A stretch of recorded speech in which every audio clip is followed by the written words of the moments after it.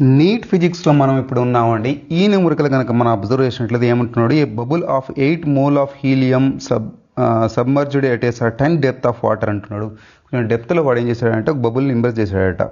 Temperature what increases 60 degrees of how much added approximately heat అంటున్నాడు. Heat ఎంత added అంటున్నాడు.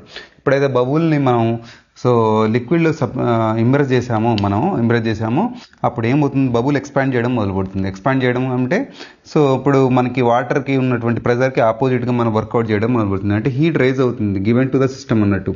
Constant pressure యొక్క మనం ఐసోబారిక్ సిస్టంలో మనం ఫార్ములా కనుక రాస్తే delta Q equals to n into CP into delta tea.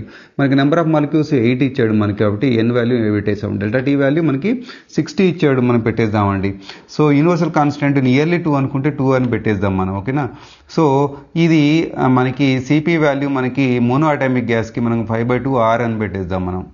పెట్టేస్తే మనం క్యాలిక్యులేట్ చేస్తే ఇక్కడ 2 క్యాన్సిల్ అయిపోతుంది, మిగతా మిగిలిందంటే 5 8 40 40 into 60 2400 ఆన్సర్ ఈజ్ మనకి డి ఆప్షన్.